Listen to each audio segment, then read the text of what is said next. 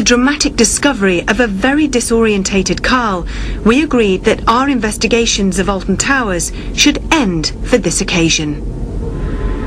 In the cold light of the following day, I asked Dr. Kieran O'Keefe to give his opinions on what had occurred during the previous evening. During the investigation, the team experienced a number of different phenomena. On a walk around with David, there was actually some stone throwing.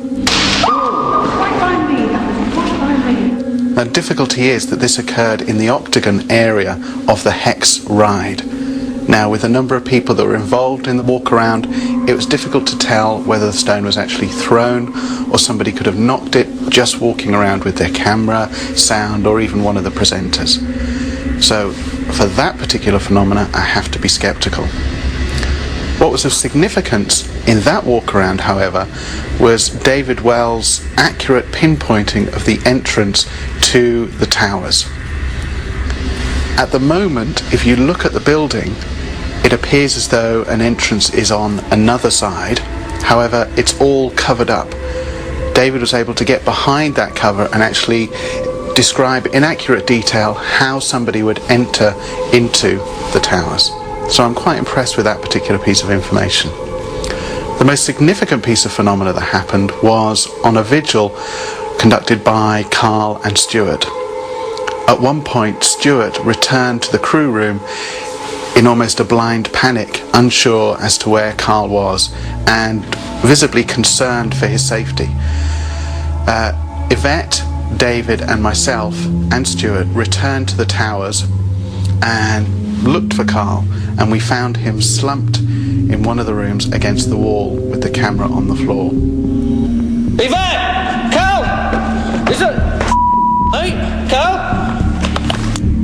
There was a huge mark along Carl's forehead. It appeared as though he had been hit in some way or fallen and hurt his head in some way, but he was visibly distressed, confused, disorientated, didn't know what had happened.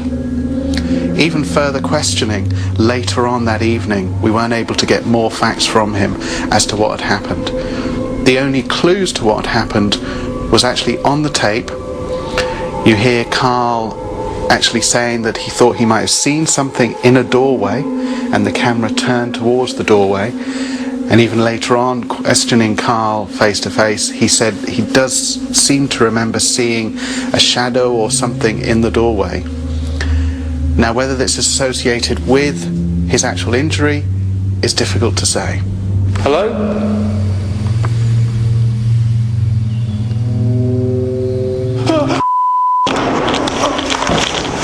There are only two possible explanations for his injury. One is that some mysterious supernatural force actually grabbed him, interacted with him, threw him against the wall, if you will, knocked him unconscious for a period of time. The other is that in the heat of the moment, and perhaps having seen something or heard something, Carl turned quickly and may have hit his head against the wall. What we do have is Carl's account. We have the video footage to prove that there's actually nobody else in the room at the time. So for me, that was the most significant and interesting phenomena of the night. Alton Towers had certainly proved to be active and had left the team with much to think about. Carl is now fully recovered from his brush with the unexplainable and looking forward to our coming investigations. Until next time, sleep tight.